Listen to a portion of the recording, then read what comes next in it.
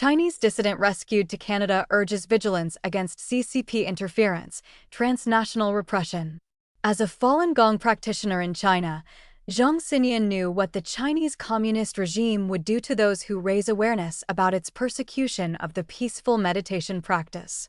That's why she decided she could no longer stay in China when the principal of the school she taught at found out she was telling her students not to believe the slander that the Chinese Communist Party spreads about the practice. "I wanted to tell people the truth about Falun Gong," said Zhang, who fled to Thailand in 2014 to avoid persecution, becoming a UN refugee. Zhang, 55, recently arrived in Canada after it became too unsafe for her in Thailand, as Beijing had placed a bounty on her due to her work for Hong Kong democracy. But her departure from Thailand was also full of strife, she said, as the regime pressured the Thai government to forcefully return her to China. She was able to finally arrive in Vancouver on August 3 thanks to the efforts of the United Nations High Commissioner for Refugees, Canadian diplomats, and her supporters. She says she now wants to ensure everyone knows what the CCP is capable of and the risk dissidents face, and urges Canadians to be aware of the CCP's transnational repression efforts and reject its interference attempts. "What happened to me could happen to anyone," Zhang told the Epoch Times. "I hope everyone pays very close attention to the CCP's transnational repression." Persecution. Falun Gong, also known as Falun Dafa, is a meditation discipline that was first taught to the public in China in 1992. It spread rapidly within a few years, with government statistics at the time showing that between 70 million and 100 million people had taken up the practice. Zhang learned about the practice through her parents in 1997 and became a practitioner herself. "My mother was always sick. After practicing Falun Gong, she became very healthy," Zhang said. Zhang said she wanted to follow the teachings of Falun Gong, which are based on the principles of truthfulness, compassion, and forbearance, so that she could improve herself and become a better person. "I wanted to become better and better," she said. But on July 20, 1999, then CCP leader Jiang Zemin, who deemed Falun Gong's popularity as a threat, launched a campaign of persecution against the practice, ordering practitioners to be arrested arbitrarily.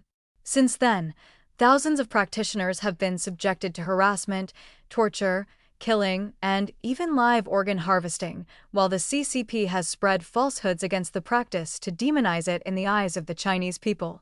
According to the Washington-based Falun Dafa Information Center, like other Falun Gong practitioners, Zhang and her parents worked to raise awareness about the peaceful nature of the practice and to counter the CCP's hate propaganda. One of the ways Falun Gong practitioners in China resist the persecution is by writing the message "Falun Dafa is good" on wall exteriors and banknotes. One day, when one of Zhang's students asked her for money to buy something, she gave the student a banknote with those words on it. But the student took the paper money to the school's principal, who scolded Zhang and said he would report her to the authorities. "I knew I would be arrested, so I had to leave," Zhang said. Zhang had seen her parents' home being ransacked by the police, a constant occurrence in the homes of many Falun Gong practitioners. Her parents both passed away while being subjected to such harassment by the CCP, she said. Zhang fled China to escape the same fate, arriving in Thailand in 2014. UN refugee. Once in Thailand, Zhang applied to become a UNHCR-registered refugee and was approved in 2016. While in Thailand, she says she continued to work to expose the CCP's rights abuses and persecution campaign against Falun Gong. She also worked with Hong Kong democracy activists, who elected her as a member of the Toronto-based Hong Kong Parliament in 2025. Soon after, the Hong Kong police charged her and other members of the group under the CCP's notorious national security law, placing a 200,000 Hong Kong dollars bounty on them. One of Zhang's supporters, Toronto-based Chinese democracy activist Sheng Shui, contacted Global Affairs Canada about Zhang's case in 2025, hoping to help bring her to Canada to avoid the CCP's persecution campaign that reaches into Thailand. Detention. Zhang says she was suddenly approached by Thai immigration police on May 7, who demanded to see her passport. She says she informed them that the Chinese embassy had cancelled her passport when she applied to renew it, and that she was a UN-registered refugee, but they didn't accept her explanation and took her to an immigration detention center in Bangkok. They said they would send me to China, Zhang said. If I'm sent back to China, I would face torture and be thrown into prison. She says she was allowed to make a phone call while in detention, so she called Xing. After learning of the situation, Xing and other democracy activists in Canada and around the world worked to raise awareness about Zhang's case, talking to Canadian government and UN officials and urging them to intervene. Canadian diplomats processed Zhang's application on an expedited basis and arranged for her to leave for Vancouver on July 8. But she says Thai authorities refused to allow her to leave for the airport on that day, telling her that her ticket has been cancelled. Her case went to court on July 16, but the court ruled against her. She says a representative from Thailand's immigration department said her plane ticket was cancelled at the request of the Chinese embassy since she was wanted by the Hong Kong police. Meanwhile, Xing and others continued working to have Canadian and UN authorities intervene on Zhang's behalf and secure her release. NPMP Jenny Kwan issued a statement on July 13, saying Zhang faced the risk of forceful return to China, which would expose her to a serious risk of persecution. There have been several cases of Chinese dissidents being forcefully returned from Thailand to China. In one example, democracy activists Dong Guangping and Jiang Yefei escaped to Thailand in 2015 but were sent back to China by Thai authorities. Both were imprisoned after their return. After several other failed escape attempts, Dong was able to arrive in Canada in June this year.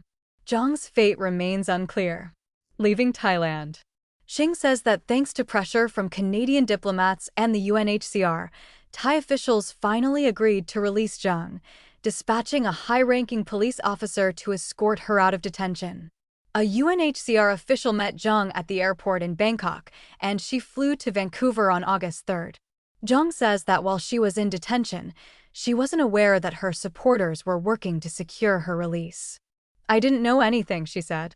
"I wish to say thank you to all. Thank you all so much." Transnational repression. Xing says that in Zhang's case, the CCP's transnational repression failed.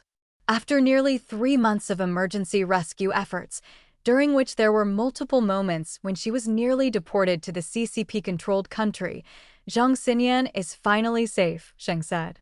This time, the CCP's diplomatic hegemony and transnational repression have utterly failed.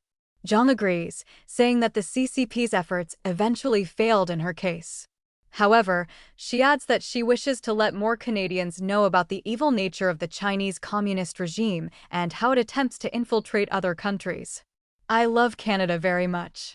I don't want to see the CCP interfere in Canada," she said. "I hope the government pays serious attention to the CCP's transnational repression."